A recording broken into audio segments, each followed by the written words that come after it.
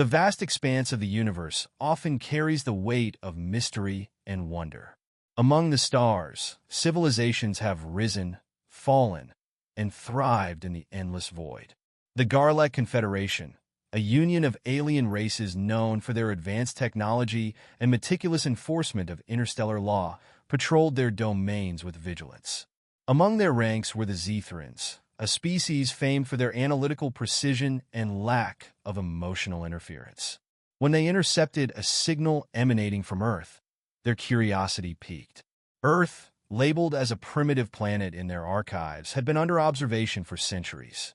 Its inhabitants, despite displaying creativity and innovation, were deemed unsophisticated and unworthy of intergalactic interaction. However, the intercepted signal carried something peculiar: encrypted data that matched patterns of ancient interstellar codes. The source, an unassuming elderly human man named Walter Brinkley. Walter, a retired engineer in his late 70s, lived in solitude in a remote countryside cabin.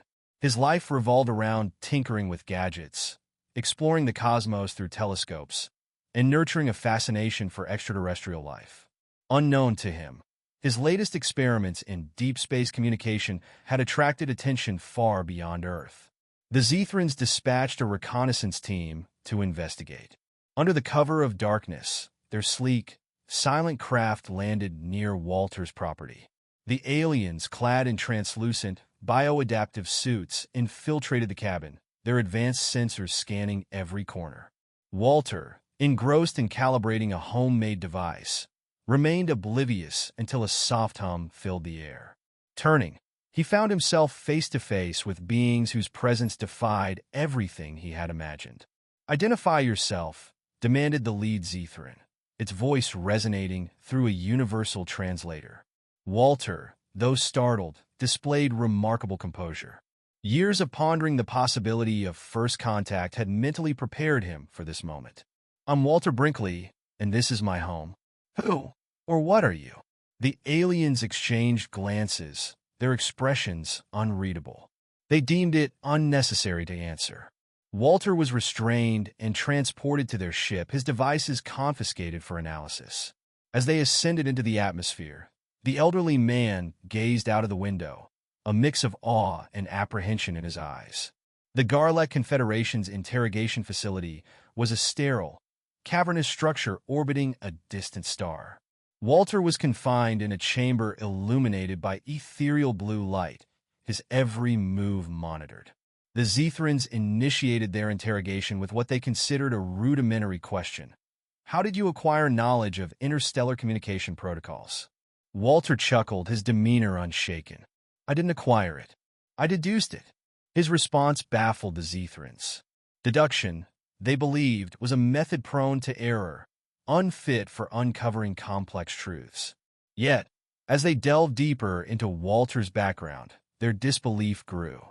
The man's achievements, recorded in Earth's primitive databanks, painted a picture of relentless curiosity and ingenuity. From engineering breakthroughs to theoretical models that hinted at concepts beyond human comprehension, Walter was an anomaly. "Your planet's technology does not support the creation of the device you constructed," one of the interrogators stated. "Explain."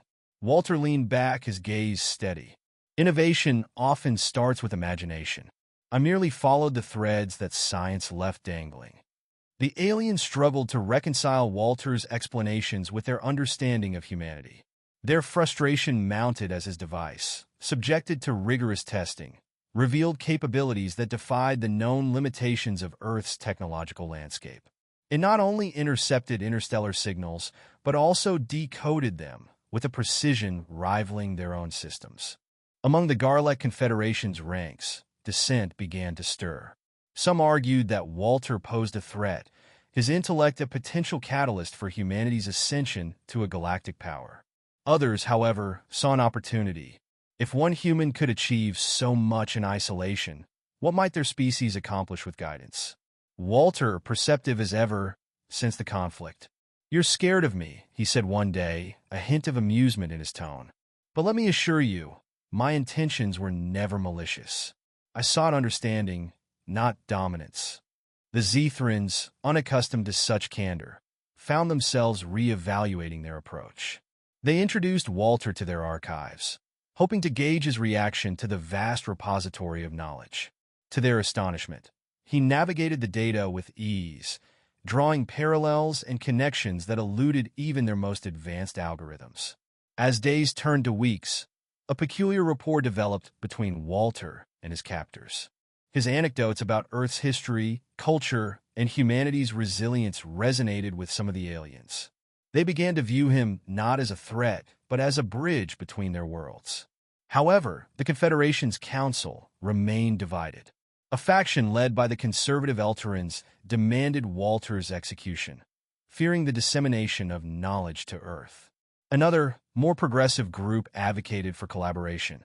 The debate reached a crescendo when Walter, during a presentation to the council, proposed an idea that stunned the assembly. "You've observed Earth for centuries," he began, his voice steady despite the enormity of the audience. "But observation breeds bias. If you truly wish to understand us, engage with us. Share your knowledge, and we'll share ours." The council erupted in debate. Walter's proposal challenged millennia of isolationist policy. Yet, his argument carried weight. The potential benefits of cooperation were undeniable, but so were the risks. In the end, it was a single act of trust that swayed the decision. Walter, despite his captivity, had secretly refined his device, enhancing its capabilities. When presented with an opportunity to exploit it for escape, he chose instead to demonstrate its potential for mutual benefit. The device, when integrated with Zethran technology, unveiled new dimensions of the universe previously unseen by either party. The council voted narrowly in favor of collaboration. Walter was designated as Earth's first ambassador to the Garlek Confederation, a role he accepted with humility and determination. Returning to Earth aboard a Zethran vessel, he carried not only knowledge, but also hope for a future where humanity might find its place among the stars. In the years that followed, Walter's efforts bore fruit. Under his guidance, Earth entered a golden age of technological and cultural exchange. The Zethrans, once skeptical of humanity's potential, became their staunchest allies. And Walter, the old man whose curiosity bridged worlds, was remembered as a pioneer whose legacy transcended the boundaries of his species.